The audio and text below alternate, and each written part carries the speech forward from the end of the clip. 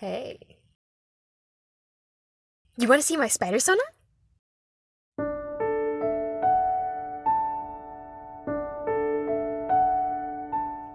Warning, this video contains images of spiders.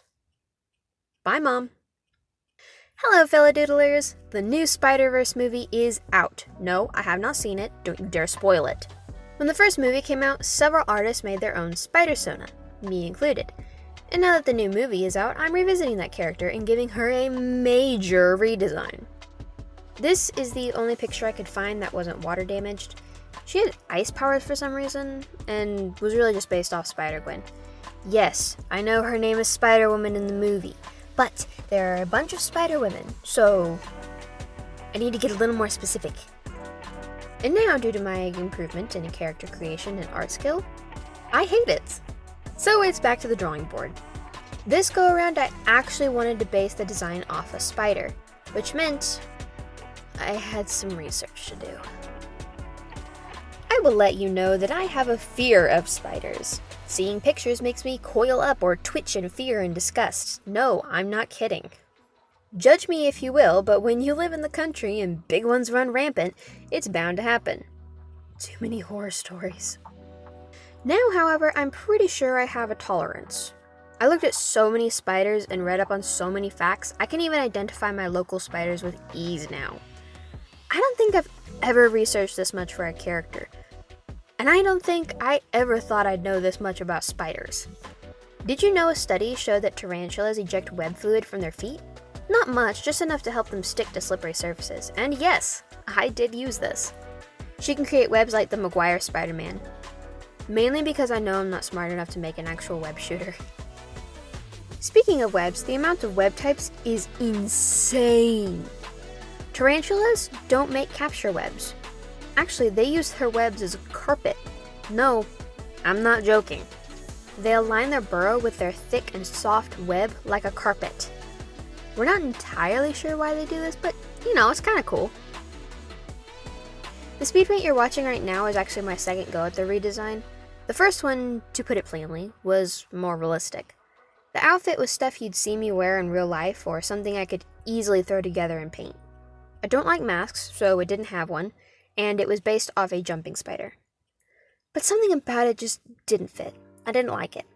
So, in my head, I thought this is like my first suit, the thing I wear before I get a good suit.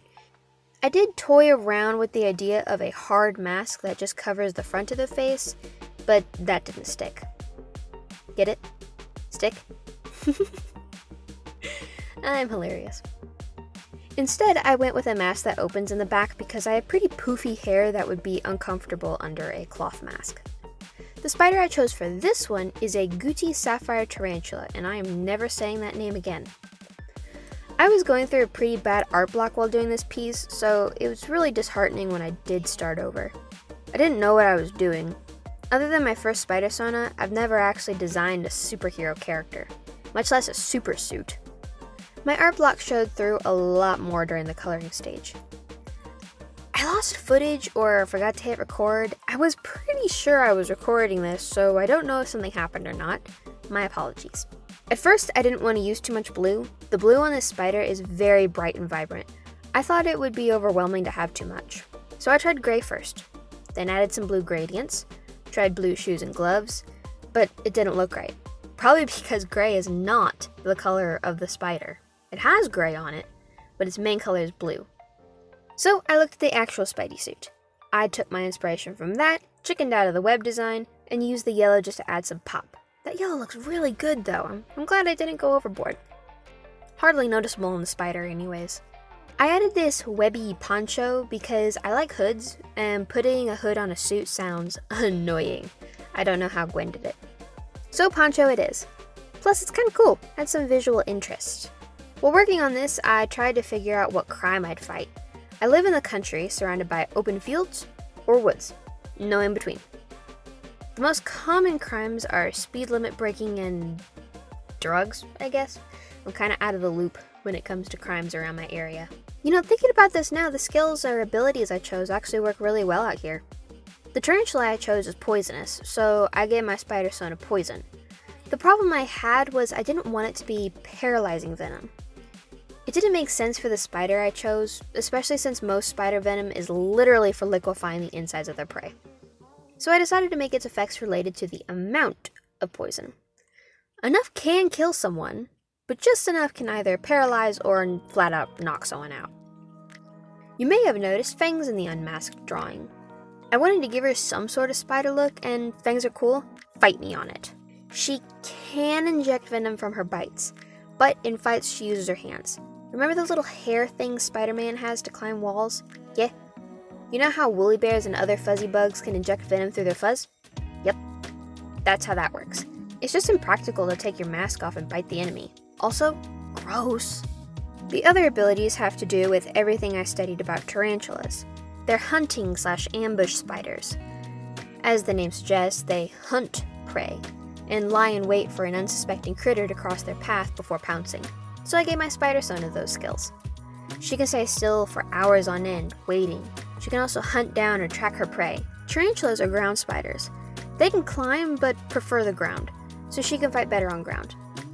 What crimes does this help with? Well, the most dangerous crimes around here are kidnapping and drugs, both secretive businesses, so having hunting skills would really come in handy.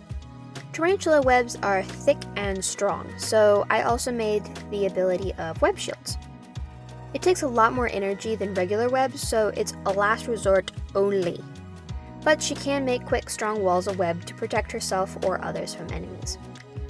Other than that, it's just basic spider person powers. Strength, climbing, or sticky, whatever you want to call it, web slinging, and flexibility.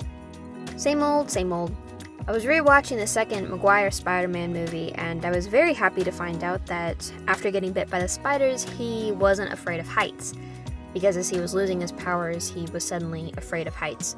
Which is good, because I don't like the thought of jumping off things and swinging around. But hey, if the spider bite will get rid of that fear, great. While I didn't make a whole world for this Spidersona, I did make an arch nemesis of sorts.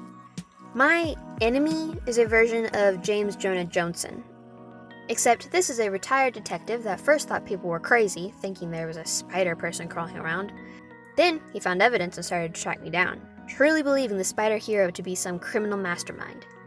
I feel like hunting down the spider person would just kind of be a way to occupy his time after retirement. But it could also be pretty dangerous, a lot more dangerous than a simple editor-in-chief of a newspaper. We have guns out here, and dogs. If this was a real Spider-Man story, I'd probably have quite a few close brushes with death from this guy. You know, I actually like this design. We'll see how I feel when the next movie comes out, but so far so good. By the way, the name I'm going with right now is Sapphire Spider.